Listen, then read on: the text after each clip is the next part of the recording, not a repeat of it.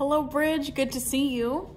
Get your notes out. We're going to have a little introduction to ratios, unit rates, and proportions. That is what today is all about, Unit 3. This is just the very basics of it. You've heard this stuff before, but just to get some formal notes down. Bridge of the day. So pretty. Nice and long. Blue water. It is in Washington, actually. Lacey V. Murrow Bridge. Very cool. All right. So I've got a little definition in case you need to know what a ratio is. If you don't know it already, it's just a comparison of two numbers. Usually, we're going to compare two numbers with similar units in order for it to be a ratio. Pause if you need to. For example, if you were looking for the ratio of adults to children, let's say that ratio is 2 to 5, right? Our units are just people, so we have similar units. We could write this ratio in 3 different ways. This would be a good idea to get down, maybe this example at least. You could write this ratio in 3 different ways. Ugh. You can write it using literally the word 2, so 2 to 5. That was a bad example. 2 to 5. You could write it using a little colon there, so again it just reads 2 to 5. Or you could write it as a fraction, 2 to 5, or 2/5 or 2 over 5. So those are kind of the 3 basic ways to write it. Using an actual word, using a colon to compare them, or as a fraction.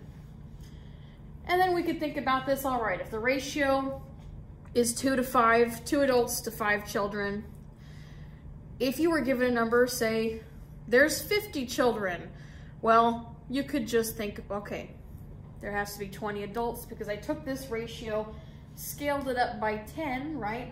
5 times 10 is just 50. So if I take the 2 adults, multiply it by 10, you should have 20 adults. So it follows the same as well. That's ratio. Okay, rate is a little different. Rate, it's a special type of ratio, but the numbers that we're going to compare will have different types of units.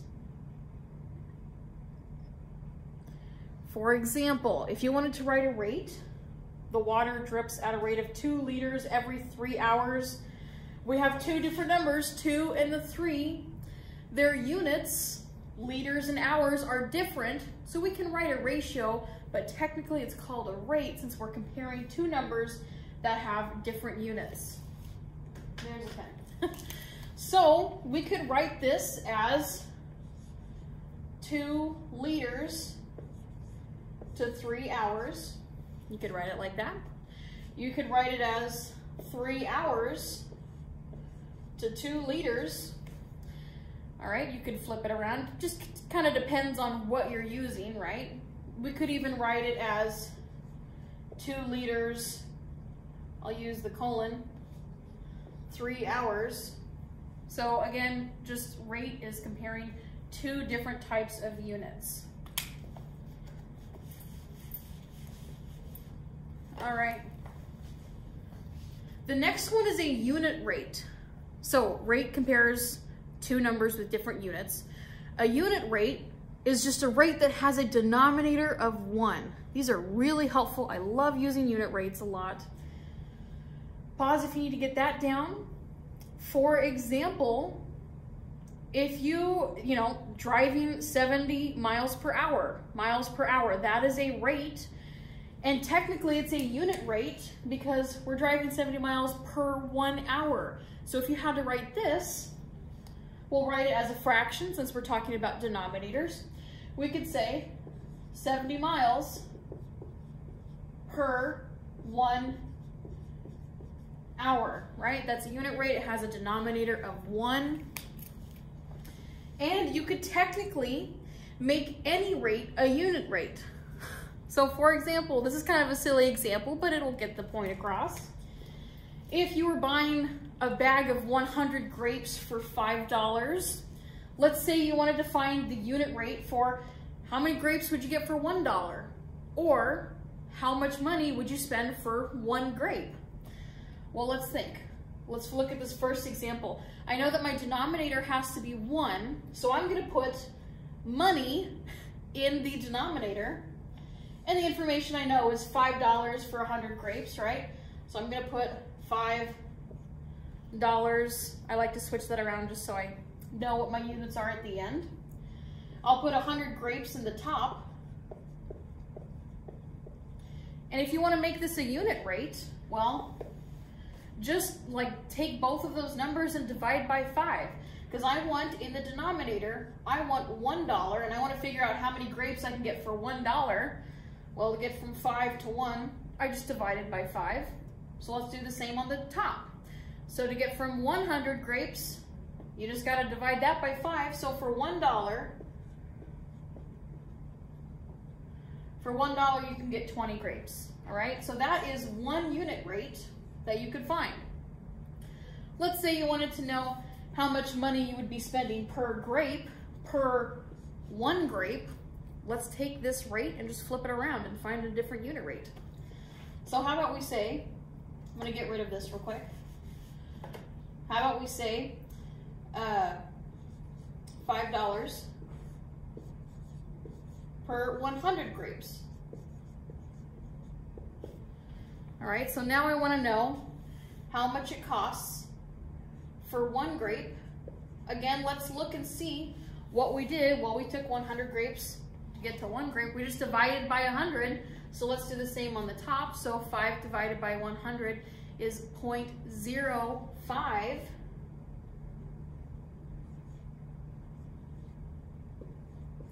So this unit rate now says that for one grape, I'm going to be spending 5 cents. All right? And we'll look more about which unit rate makes the most sense in the situation. I think this makes the most sense because I'm probably going to be, laying down $1. I'm not going to be getting 5 cents to pay for one grape. You're probably going to want to buy 20 at a time, right?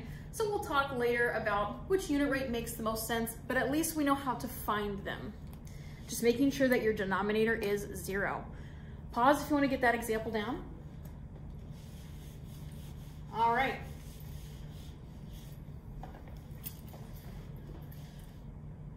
Okay, we're almost there. Equivalent ratios are just two ratios that are the same.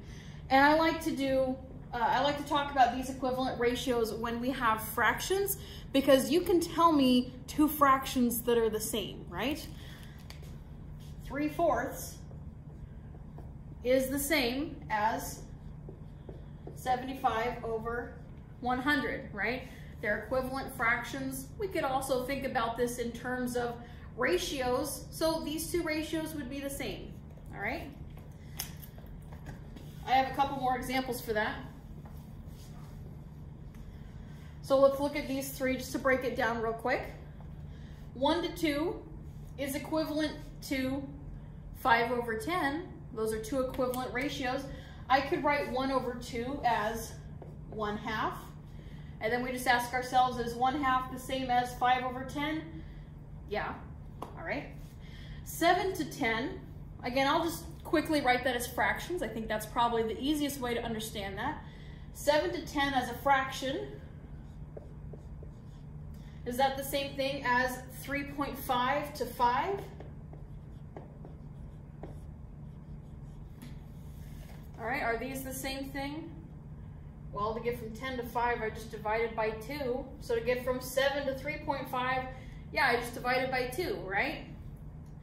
Okay, let's look at why 6 over 9. Is that equivalent to 3 to 1? 3 to 1 can be written as a fraction, 3 over 1. We usually start with the first number as our numerator and the second number as our denominator there. So we can easily see why these two are not the same. 6 over 9 is really 1/3. 1/3 is not equal to 3 over 1, right? So definitely we just have to be careful with those, with that order there to determine if they're equivalent.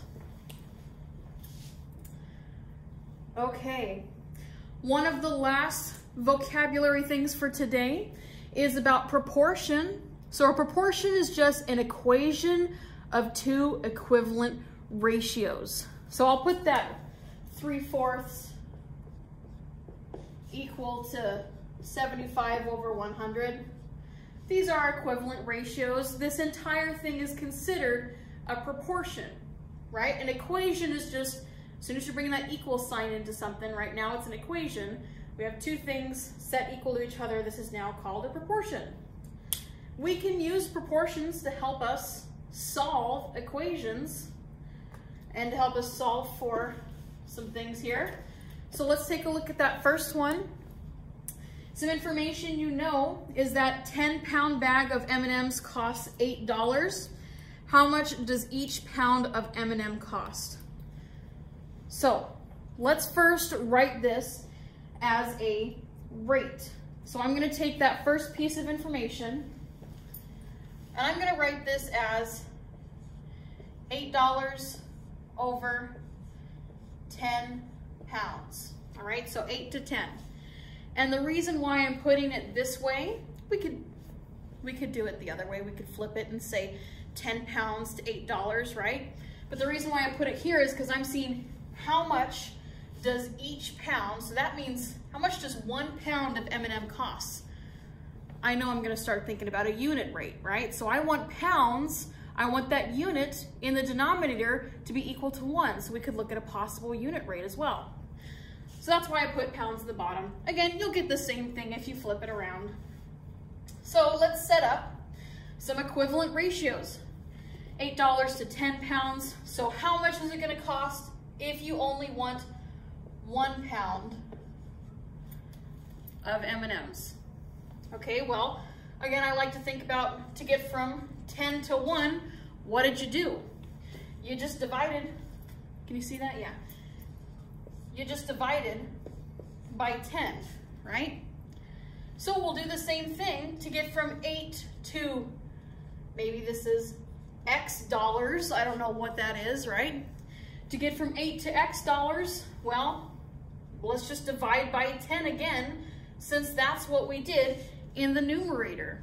So 8 divided by 10 is going to be 0.8, which is just 80 cents, all right?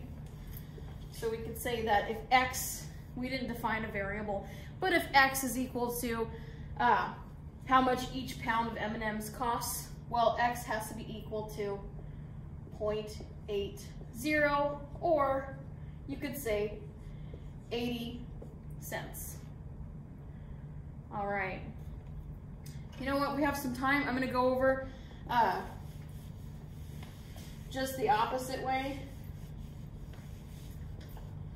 So what did we do? We did $8 to 10 pounds, right? So if we did 10 pounds to $8, it's gonna be the same thing, right? But now our variable X, however much it costs per 1 pound, okay, well, to get from 10 to 1, I just divided by 10. To get from 8 to X, right, I just need to take 8 and divide it by 10 again, right? So that's how you get the same one. You're gonna get 80 cents as well. Anyway, that was all I have for you today. Please let me know if you have any questions and come to check off notes. This is formal notes, so I do want to see that you actually engaged with this video. Come on back to Black One 107, show me your notes, and then we're gonna be good to go. Bye.